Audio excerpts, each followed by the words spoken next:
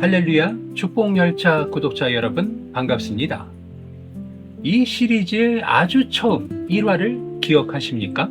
4번이 아니라 이름으로 불렸던 사람들, 그 첫 번째 인구조사 이야기였습니다. 그런데 40년이 흐른 오늘, 민수기는 다시 한번 이름을 부릅니다.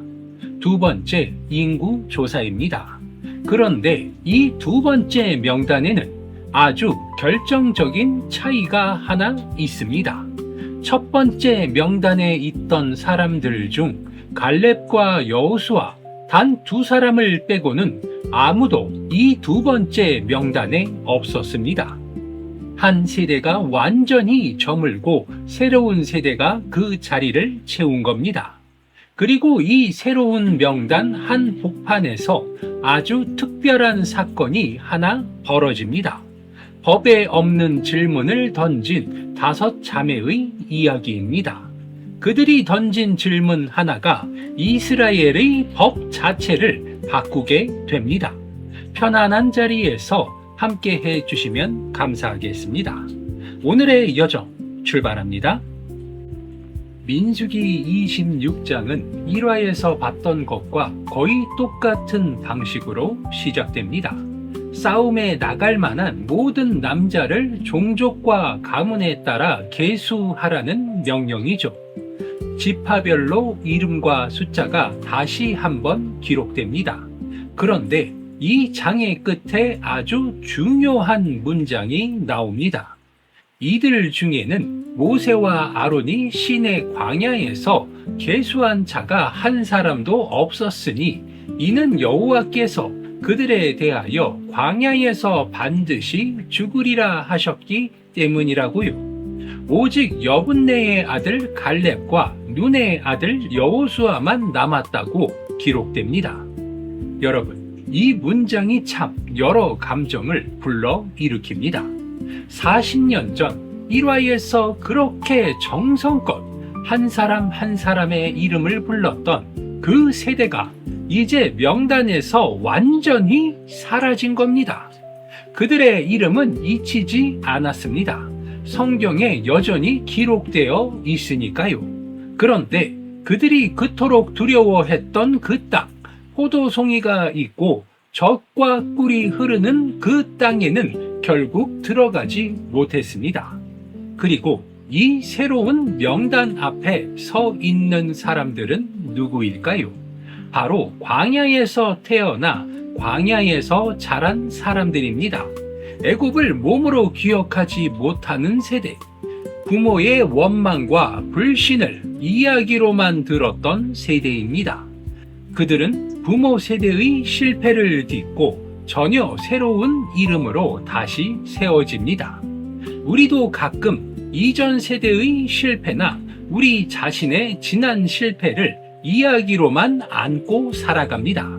그런데 중요한 것은 그 실패의 기억을 안고도 전혀 새로운 명단에 다시 이름을 올릴 수 있다는 것입니다. 과거는 지워지지 않지만 오늘 다시 불리는 이름은 어제와 같지 않을 수 있습니다. 바로 이 새로운 명단 한 복판에서 민수기 27장의 사건이 벌어집니다. 슬로브핫이라는 사람에게는 아들이 없고 딸만 5 있었습니다. 말라, 노아, 호글라, 밀가, 비르사. 그들의 이름 5이 모두 성경에 기록되어 있습니다. 당시 관습으로는 땅을 물려받는 건 오직 아들의 몫이었습니다. 아들이 없는 슬로브핫의 몫은 땅이 분배될 때 사라질 위기에 처했습니다. 아버지의 이름 자체가 땅의 명단에서 지워질 상황이었던 거죠. 그런데 이 5 자매는 가만히 있지 않았습니다. 그들은 회막 문 앞 모세와 지도자들과 온 회중이 모인 자리로 걸어 나옵니다. 그리고 정중하지만 분명하게 자신들의 사정을 말합니다. 우리 아버지가 죄 때문이 아니라 그저 아들이 없다는 이유만으로 그 이름이 가문 중에서 없어지게 해서는 안 된다고 말이죠. 우리에게도 아버지의 형제 중에서 기업을 달라고 요청합니다. 여러분, 이 장면이 얼마나 대담한 일인지 상상해 보시기 바랍니다. 그 시대에 여성이, 그것도 5명이 함께 공동체 전체가 모인 공적인 자리에서 기존의 관습에 문제를 제기한 겁니다. 법에도 없는 질문이었습니다. 그 누구도 이런 요청을 해본 적이 없었습니다. 그런데 그들은 침묵하지 않았고 자기 몫을 정당하게 요구했습니다. 모세는 이 낯선 질문 앞에서 스스로 결정하지 않았습니다. 그들의 사정을 하나님 앞으로 가져갑니다. 그리고 하나님의 대답이 내려옵니다. 개역개정 성경 민수기 27장 7절의 말씀입니다. 슬로브핫 딸들의 말이 옳으니 너는 반드시 그들의 아버지의 형제 중에서 그들에게 기업을 주어 받게 하되 그들의 아버지의 기업을 그들에게 돌릴지니라. 그렇습니다. 그 말이 옳으니 성경 전체를 통틀어도 평범한 개인이 던진 질문 하나에 하나님이 이렇게 직접 이렇게 분명하게 옳다고 답하시는 장면은 흔하지 않습니다. 그리고 이 대답은 단순히 5자매 개인의 사정을 들어주는 것으로 끝나지 않았습니다. 이 판결이 그대로 이스라엘 전체의 상속법으로 확정됩니다. 아들이 없으면 딸에게, 딸도 없으면 형제에게 돌아가라는 새로운 규례가 이 사건을 통해 세워진 것입니다. 한 가정의 작은 목소리가 공동체 전체의 법이 된 순간이었습니다. 여러분, 이 이야기가 우리에게 남기는 것이 무엇입니까? 때로는 기존의 틀 안에 내 자리가 보이지 않을 때가 있습니다. 관습이나 규정이 나를 고려하지 않는 것처럼 느껴질 때가 있을 것입니다. 그럴 때 우리에게 2가지 선택지가 있습니다. 조용히 물러나거나 아니면 정중하지만 분명하게 질문을 던지는 것입니다. 5자매는 후자를 택했고 그 결과 그들의 이름은 성경에 영원히 기록되었을 뿐만 아니라 이후 모든 세대를 위한 법이 되었습니다. 정당한 질문은 결코 헛되이 사라지지 않습니다. 오늘 이야기 어떠셨습니까? 세 문장만 챙겨가실 수 있게 되시기 바랍니다. 과거는 지워지지 않지만 오늘 다시 불리는 이름은 어제와 같지 않을 수 있습니다. 내 자리가 보이지 않을 때 침묵보다 정중한 질문이 길을 열 때가 있습니다.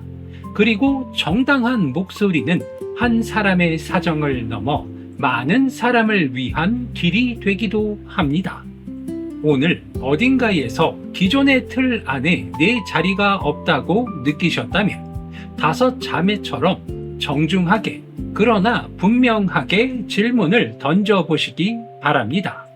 오늘의 이야기가 마음에 닿으셨다면 구독과 좋아요, 알림 설정으로 축복열차의 광야 여정에 동행해 주시기 바랍니다.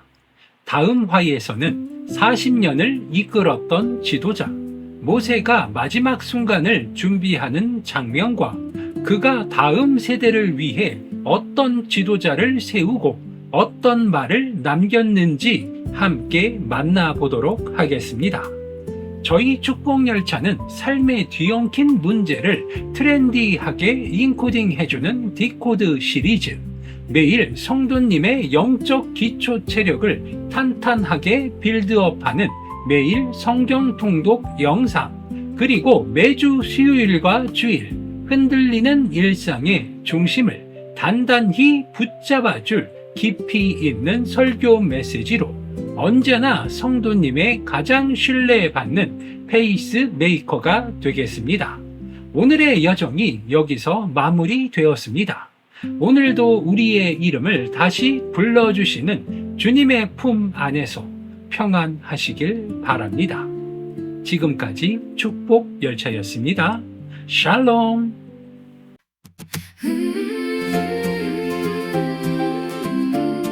우리도 여기 있어요. 정해진 명단에 내 이름이 없어. 그냥 조용히 물러날 뻔했어. 근데 잠깐 그건 아니잖아. 나도 여기 서 있잖아. 다섯이 손을 잡고 걸어 나갔어.